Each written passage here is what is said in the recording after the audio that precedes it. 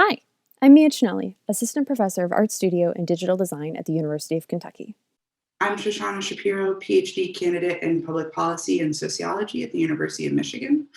And this is our interdisciplinary collaboration called Addressing Opportunity, the Landscape of Inequality, a series of postcards designed to highlight the impact of individual actions on income inequality in the United States. Developed over a summer of Skype calls between Michigan and Kentucky, we wanted to know, where do our respective interests in design and sociology overlap? And how is this work actionable? How could we visualize a landscape of inequality, and how might we disseminate this important information to a wider audience? Postcards reference desired locations, geographic movement, and brevity of communication across distance. As income inequality is affected by the movement of affluent people to a few wealthy zip codes nationally, both within cities and between regions, postcards became a natural medium by which to relay this information. Subversively alluding to idealized mid-century imagery, each postcard features information on income inequality relative to history, personal choices, and observed national trends. Recontextualized visuals of 1950s ads and architectural plans address serious matters such as opportunity hoarding, redlining, structural racism, and curated communities. Visual sociology uses visual communication to convey or explore sociological concepts and relationships. Addressing opportunity establishes a narrative structure by scaffolding information which can be easily read and understood, moving from general knowledge to deeper questions for reflection, analysis, and action. Citing the work of Reardon and Bischoff and directing readers to the Dream Hoarders game created by Jessica Pavone and Johan Pears, who work at Brookings, accompanying the book Dream Hoarders by Richard Reeves, we wanted to clarify the impact of individual actions on income inequality in the United States. While income inequality is often seen as a result of the actions of poor people, in reality, it's created by the decisions of the wealthy and upper middle class families to move to places that increase their resources and opportunities while leaving others behind. This disproportionately impacts communities of color and communities with residents who are working class and poor. Maps have visual power to show boundaries caused by social forces like structural racism and economic geography. Maps and centering the conversations in the places that we live are some of the best ways to make social processes clear. Maps are a powerful aspect of visual sociology.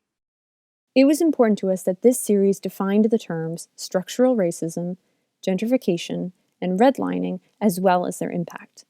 Placement of highways, white flight to the suburbs, disinvestment in public schools, and discriminatory policing has caused high rates of concentrated poverty in some neighborhoods in central cities. This series acknowledges that the movement of affluent people to wealthy zip codes, both within cities and within regions. With this information, we wanted to address accountability and realization for our audience, pointing out the consequences of curating communities which create a disconnect. Not my community, not my problem.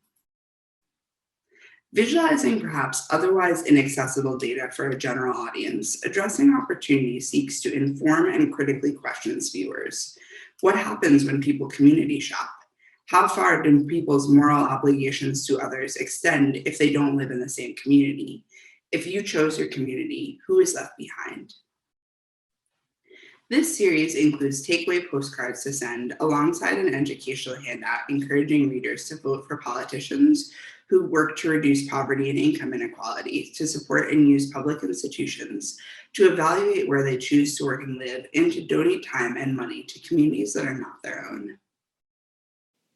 Shown here as part of the third annual North Dakota Human Rights Arts Festival in 2020, Addressing Opportunity is intended to be viewed as an interactive exhibition featuring postcards as art, actionable objects, and discursive design. We plan to continue to share this work through exhibitions, publications, and presentations, focusing on interactions which are most accessible, such as free online publications or in local galleries or public spaces and libraries, especially in areas that have been impacted by inequality. In addition, each postcard and handout features the hashtag addressing opportunity, so an audience member who views the exhibition or who sends or receives a postcard can communicate their experience via social media to continue to share this information at a personal level.